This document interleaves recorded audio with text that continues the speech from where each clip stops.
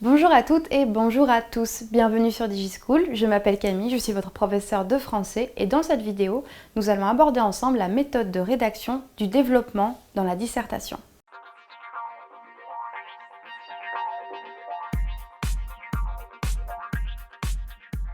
Le premier conseil à donner, c'est que contrairement à l'introduction et à la conclusion de votre dissertation qui doivent se travailler au préalable au brouillon, le développement de votre dissertation doit se rédiger directement au propre sur votre copie. Pourquoi? Eh bien tout simplement parce que dans le temps qui vous est imparti, vous n'aurez pas le temps de rédiger correctement la dissertation au brouillon, puis de la recopier. Donc il faut directement rédiger sur votre copie. Pour cela, il convient de soigner la rédaction du développement, évidemment en suivant quelques conseils. Premièrement, la rédaction de ce développement de la dissertation doit se faire en lien étroit avec le plan que vous avez préalablement établi au brouillon. C'est-à-dire qu'une fois que vous avez choisi le plan de votre dissertation, vous devez le suivre. Vous ne devez en aucun cas le changer au fur et à mesure de votre rédaction, sinon vous allez perdre votre réflexion, perdre votre correcteur tout simplement. Mon deuxième conseil, c'est de travailler votre plan avec des titres idées. C'est-à-dire qu'on voit souvent des candidats qui mettent grand 1 oui, grand 2 non. Ça, c'est une mauvaise idée. Votre grand 1 ou votre grand 2 doivent être formulés sous la forme de phrases. Et ces phrases vont vous aider grandement au moment de la rédaction de votre développement. Le troisième conseil que je vais vous donner, c'est de toujours, lorsque vous rédigez votre développement, mener le correcteur dans votre raisonnement. Ne pas le laisser se perdre. Comment faire pour cela? Alors, la rédaction de votre première grande partie, par exemple, va commencer par une phrase qui résume l'idée directrice de votre grande partie, de votre 1. Et c'est là que les titres idées entrent en jeu. Si vous avez travaillé votre plan avec des titres idées, au moment de la rédaction de votre développement, vous n'avez qu'à reprendre, pour commencer votre grand 1, le titre de votre grand 1, évidemment repris sous forme de phrase travaillée. Après avoir établi dans une première phrase l'idée de votre grand 1, vous suivez immédiatement par une phrase qui annonce l'idée de votre argument A, de votre première sous-partie A. Ensuite, pendant tout un paragraphe, vous allez donc développer cette idée du grand A. Et au moment de passer au grand B, vous passez à la ligne, faites un alinéa et vous expliquez, toujours grâce au titre idée, l'argument que vous allez développer dans votre deuxième sous-partie.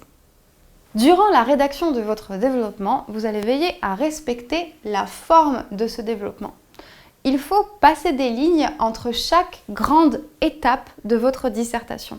Il faut passer des lignes après l'introduction, mais il faut également passer des lignes entre les grandes parties et il faut passer des lignes avant la conclusion.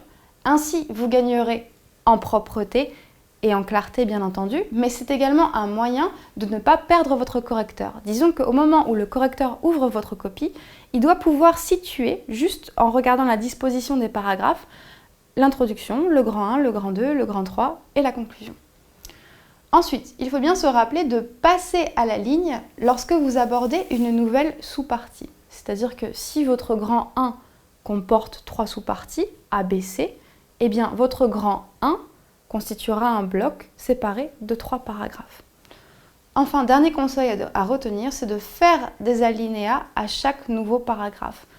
Ainsi, vous gagnez également en propreté et surtout en clarté.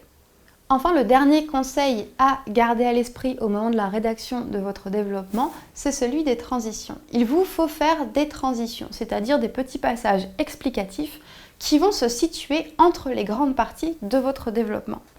Ces transitions, elles ont pour fonction d'expliquer le passage d'une première grande partie à une deuxième grande partie.